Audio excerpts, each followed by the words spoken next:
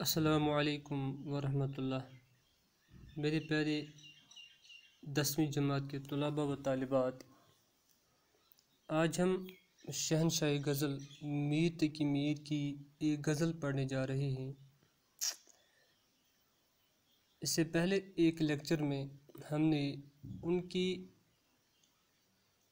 ایک غزل پر بات کی ہے۔ آج ہم ان کی دوسری غزل کو پڑھتے ہیں اور اس کو سمجھنے کی کوشش کرتے ہیں۔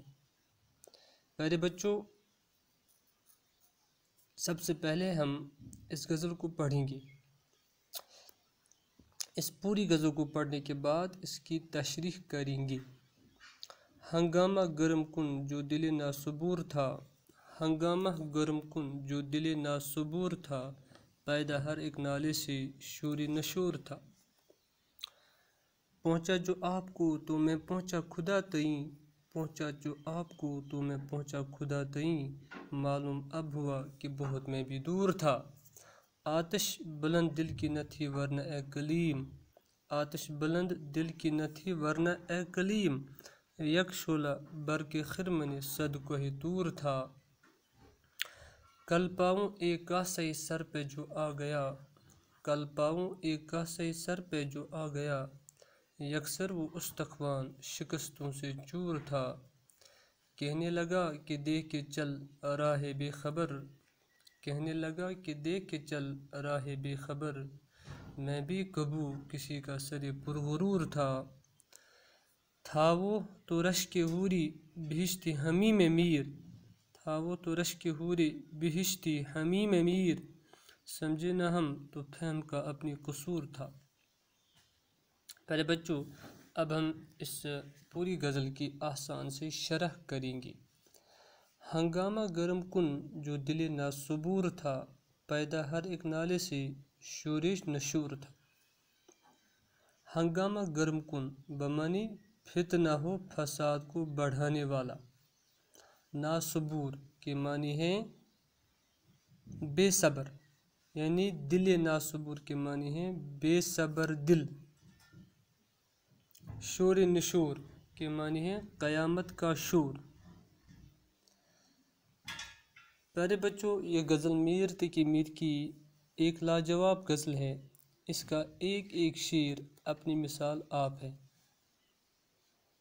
مطلب کہ اس شعر میں شاعر نے ہنگامہ برپا کر دینے والے بے صبر دل اور عشق کی سوزش یعنی جلن سے نکلنے والے دل کے وہ نالے جو قیامت خیز ہیں، بڑی خوش اسلوبی سے ذکر کیے ہیں کہ عشق میں ناکام دل اس قدر بے چین ہے کہ اب اسے صبر ہی نہیں ہوتا، جس وجہ سے سینے کے اندر ہم وقت ہنگامہ بپا ہوتا ہے، اور اس سوزش دل سے اٹھنے والا دھواں خرمن باطل کو گھٹنے ٹیکنے پر مجبور کر دیتی ہے۔ اس دل سے اٹھنے والے نالے آہو پھگاں قیامت کا سما باندھ دیتے ہیں۔ اسی طرح اس کا دوسرا شعر ہے، پہنچا جو آپ کو تو میں پہنچا خدا تئیں، پہنچا جو آپ کو تو میں پہنچا خدا تئیں، معلوم اب ہوا کہ بہت میں بھی دور تھا۔ یہ شعر حقیقت واقعہ کے عین قریب ہے یا عین مطابق ہے۔ اس شعر میں شاعر نے اس بات کا اعتراف کیا ہے کہ جس دم مجھے عرفان ذات نصیب ہوئی، میں جب یہ جاننے میں کامیاب ہو گیا کہ مجھے کس نے اور کس غرض سے اس جہان میں بھیجا ہے، اسی وقت خدا کے ہر جگہ ہونے اور مالک کل ہونے کے ساتھ ساتھ میں خدا کے قریب ہو گیا، میں نے خدا کو پہچان لیا۔ اب مجھے یہ احساس ہو رہا ہے کہ اب سے قبل یعنی پہلے میں کس طرح اور کس حد تک خدا سے بیزار اور اس سے دور ہو کر بے مقصدی کی زندگی بسر کر رہا تھا، اور اس پر مجھے افسوس بھی ہے اور ندامت بھی ہے۔ آتش بلند دل کی نہ تھی ورنہ اے کلیم، آتش بلند دل کی نہ تھی ورنہ اے کلیم، یک شعلہ برق خرمن صد کوہ طور تھا۔ پیارے بچوں، اس شعر میں شاعر نے تلمیح کا استعمال کیا ہے، یعنی صنعت تلمیح اس صنعت کو کہتے ہیں جس میں شاعر کسی تاریخی یا نیم تاریخی واقعے کی طرف اشارہ کرتا ہے یا کسی مشہور شخص یا مشہور واقعے کی طرف اشارہ کرتا ہے۔ اس میں بھی میر نے حضرت موسیٰ علیہ السلام کی طرف اشارہ کیا ہے۔ یہاں پر کلیم یعنی اللہ سے کلام کرنے والا، کلیم اللہ، یہ حضرت موسیٰ علیہ السلام کا لقب ہے۔ تو اس میں میر نے کون سا واقعہ بیان کیا ہے کہ یہ جو موسیٰ علیہ السلام تھے وہ کوہ طور پر جا کر اللہ تعالیٰ سے ہم کلام ہوا کرتے تھے۔ ایک دن اس نے کیا کیا کہ اللہ سے کہا کہ یا اللہ میں آپ کا دیدار کرنا چاہتا ہوں، میں آپ کو دیکھنا چاہتا ہوں۔ اللہ نے کہا کہ اے میرے پیغمبر، آپ مجھے نہیں دیکھ سکتے ہیں، آپ کے اندر وہ تاب، آپ مجھے دیکھنے کی تاب نہیں لا سکتے ہیں۔ جس طرح آپ مجھ سے باتیں کر رہے ہو اسی طرح رہنے دو، کیونکہ آپ کے اندر مجھے دیکھ پانے کی سکت نہیں ہے۔ تو موسیٰ علیہ السلام نے کہا کہ نہیں جی یا اللہ، میں آپ کو دیکھنا چاہتا ہوں، وہ ضرور دیکھنا چاہتا ہوں۔ تو پھر کیا ہوا کہ اللہ نے کہا کہ اے موسیٰ علیہ السلام، چلیے آپ مجھے دیکھنا چاہتے ہیں، یہ جو سامنے والی پہاڑی ہے اس کی طرف نظر دوڑائیے۔ جو ہی اس کی طرف نظر کی موسیٰ علیہ السلام نے تو وہ پہاڑی اللہ تعالیٰ کی تجلی سے، اللہ تعالیٰ کے نور سے ریزہ ریزہ ہو گئی اور موسیٰ علیہ السلام بے ہوش ہو گئی، اور کچھ مدت کے بعد انہیں ہوش آ گیا، اور پھر اللہ سے کہا کہ یا اللہ، واقعی میں آپ کا دیدار نہیں کر سکتا ہوں۔ میرے پیارے بچوں، اسی واقعہ کو میر نے اس شعر کے ذریعے بیان کیا ہے۔ تو اس شعر میں میر فرماتے ہیں کہ اے موسیٰ کلیم اللہ، میرے دل کی آگ بھی کچھ کم نہیں ہے۔ کوہ طور پر جو کرن نمودار ہوئی تھی، یعنی اللہ تعالیٰ کی جو تجلی وہاں پہ نمودار ہوئی تھی، اس نے کوہ طور کو ریزہ ریزہ کیا تھا، جلایا تھا، لیکن اس کو کوئی نقصان نہیں ہوا، یعنی موسیٰ علیہ السلام ٹھیک ٹھاک رہے، تھوڑے بے ہوش ہو گئے، لیکن میرے دل کی آگ میں اتنی شدت ہے کہ اس کی ایک کرن سے، ایک تجلی سے 100 گنا کوہ طور کو ایک لمحے میں، ایک ساتھ میں، راکھ کے ڈھیر میں تبدیل کر سکتا ہے۔ ایک اور شعر، کل پاؤں ایک کاسے سر پہ جو آ گیا، کل پاؤں ایک کاسے سر پہ جو آ گیا، یکسر وہ استخوان شکستوں سے چور تھا۔ کاسے سر کے معنی ہے کھوپڑی، استخوان کہتے ہیں ہڈی کو۔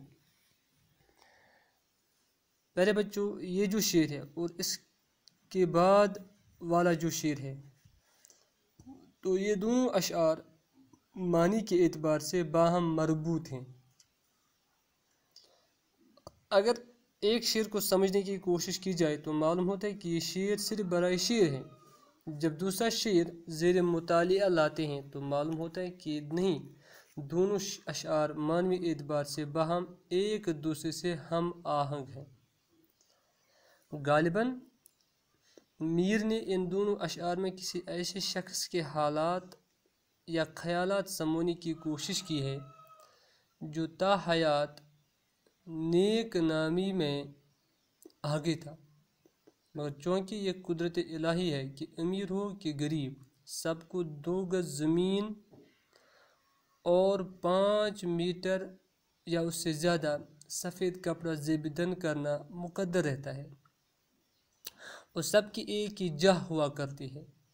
اسی خیال کو قلم بند کرنے کی کوشش کی گئی ہے کہ اچانک سر راہ ایک کھوپڑی ایک سر آ کر قدموں سے ٹکرا گیا، جبکہ تہ زمین ہو کر زمین کا ایک حصہ بن چکی تھی، اور ہر عضو ہر انگ چور چور تھا، یعنی جسم کا ہر حصہ ایک دوسرے سے علیحدہ ہو کر کیڑے مکوڑے کی غذا بن چکا تھا۔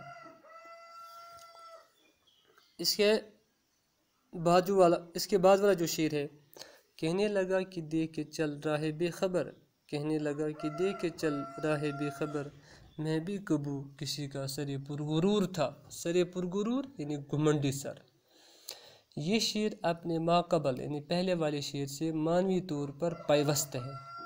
وہ کھوپڑی جب پاؤں سے ٹکرائی تو ایک سر پرغرور نے یعنی گھمنڈی سر بول اٹھا کہ اے راستے سے بے خبر ہو کر چلنے والے مسافر، ذرا دیکھ کر چل، تو کیا سمجھ رہا ہے کہ میں یوں ہی ایک عام انسان کے جسم کا حصہ ہوں، بلکہ اس شخص کے جسم کا حصہ ہوں جس کا بول بالا روئے زمین پر تھا، جس کے نام سے لوگ خوف کھاتے تھے، جس کی بادشاہت کا چرچا ہر سو عام تھا، لہذا میں وہی گھمنڈی سر ہوں جس کا کبھی ڈنکا بجا کرتا تھا۔ آخری شعر سن لیجیے پیارے بچوں۔ تھا وہ تو رشک حوری بہشتی ہمی میں میر، تھا وہ تو رشک حوری بہشتی ہمی میں میر، سمجھے نہ ہم تو فہم کا اپنی قصور تھا۔ مقطع کے اس شعر میں شاعر